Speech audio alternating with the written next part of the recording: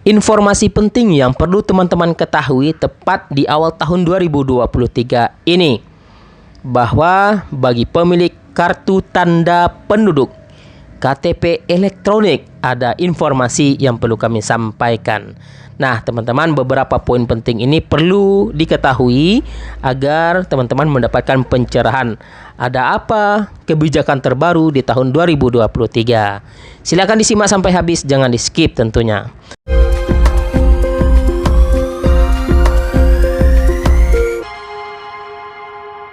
Assalamualaikum warahmatullahi wabarakatuh. Teman-teman sahabat YouTube, salam sejahtera, salam sehat semuanya. Terima kasih yang selalu stay di channel ini. Tentunya kami akan terus mengabarkan informasi secara konsisten, perkembangan program bantuan ataupun informasi program terbaru dari pemerintah pusat terkait adanya informasi-informasi kebijakan yang segera diterapkan atau yang sudah dilaksanakan di awal tahun 2023. Ini bagi pemilik data kependudukan kartu tanda penduduk KTP elektronik. Nah, teman-teman, ada beberapa poin yang perlu kami sampaikan. Yang pertama yang perlu teman-teman ketahui yaitu mulai tahun 2023 secara bertahap telah disampaikan juga bahwa nomor induk kependudukan KTP elektronik akan menggunakan satu basis data, yaitu nomor induk kependudukan akan menjadi nomor pokok wajib pajak atau NPWP yang akan berlaku sepenuhnya nanti 2024. Jadi mulai saat ini secara bertahap dilakukan sampai dengan 100% 2024. Sementara saat ini melalui situs sosial tercatat oleh Kementerian Keuangan sudah ada 52,9 juta NIK jadi NPWP. Mengingat akan berlaku penuh pada 2023 terakhir nanti, maka NPWP akan bisa dipakai hanya sampai 31 Desember 2023. Jadi nanti NPWP tidak akan berlaku lagi. Kartu NPWP yang teman-teman miliki saat ini tidak akan berlaku nanti mulai tahun 2024. Nah, teman-teman, tentunya terkait hal ini, NPWP dari total keseluruhan wajib pajak orang pribadi sebanyak 68,5 juta wajib pajak atau sekitar 77,2% per tanggal 15 November 2022 yang lalu. Maka dari itu, masyarakat dapat mengikuti atau melakukan validasi NPWP di laman DJP online. Masyarakat bisa login ke akun pajaknya, kemudian mengecek status NPWP apakah sudah tervalidasi dengan NIK atau belum. Jika belum, bisa langsung melakukan validasi. Nah, perlu diingat juga, meski NIK akan menjadi NPWP, bukan serta-merta semua orang yang memiliki NIK harus membayar pajak. Karena sudah ada aturan yang ditetapkan bahwa bagi orang pribadi, penghasilan kena pajak atau PKP dikenakan pendapatan 60 juta per tahun atau di atas penghasilan tidak kena pajak PTKP 4,5 juta rupiah per bulan. Artinya, NIK hanya digunakan sebagai identitas tunggal untuk urusan perpajakan. Namun yang wajib bayar pajak hanyalah pihak yang penghasilannya telah di atas PKP, yaitu di atas 60 juta per tahun. Jadi teman-teman sahabat YouTube, jadi bukan berarti NIK sebagai NPWP memaksa orang di bawah PTKP harus bayar pajak. Itu informasi yang pertama. Kemudian informasi yang kedua yang perlu teman-teman ketahui bahwa saat ini juga dilakukan secara bertahap, yaitu peralihan atau proses penggunaan dari KTP elektronik menjadi KTP digital.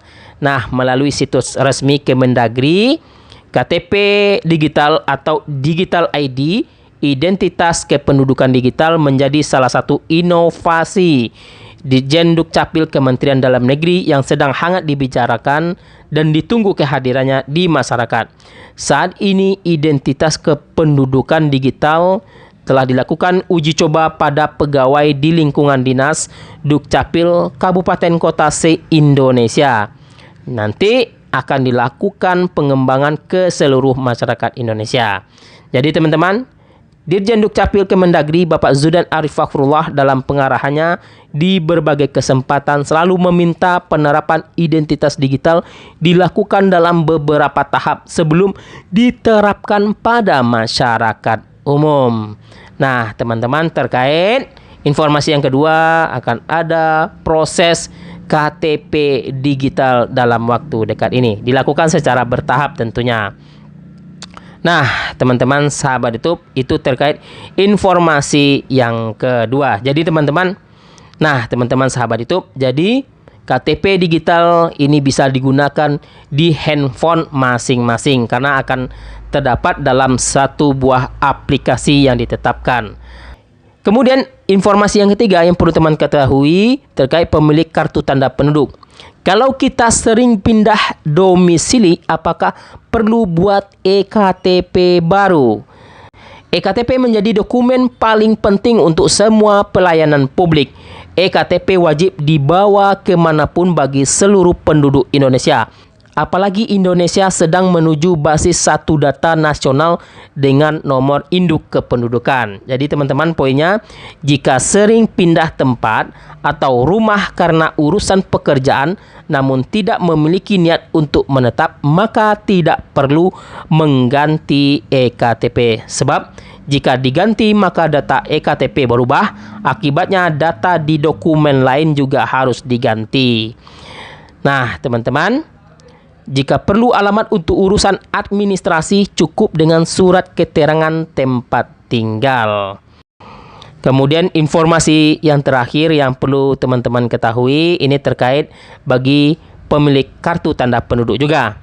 Belum menikah bisa punya kartu keluarga sendiri nggak ya? Nah, ini terkait bagi teman-teman yang belum menikah, apakah bisa memiliki kartu keluarga? Kartu keluarga biasanya berisi nama dan identitas kepala keluarga beserta anggota keluarga lain. Lantas bagaimana jika seseorang masih sendirian dan ingin memecah KK? Menurut Profesor Dr. Zudan Arif Fakhrullah, Dirjen Dukcapil, warga yang masih single atau belum menikah dapat membuat kartu keluarga sendiri atau pecah KK. Pecah KK tidak harus menunggu menikah atau punya pasangan. Dalam sistem administrasi kependudukan atau Adminduk di Indonesia, kartu keluarga boleh hanya berisi satu orang. Pecah KK bisa dilakukan baik masih tinggal serumah dengan orang tua maupun sudah tidak tinggal bersama. Syarat orang yang ingin membuat KK sendiri atau pecah KK adalah sudah dewasa.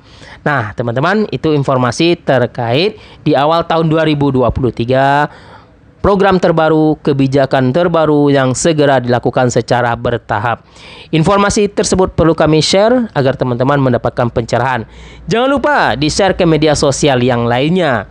Jangan lupa di-like video ini. Akhir kata kami ucapkan terima kasih. Wassalamualaikum warahmatullahi wabarakatuh.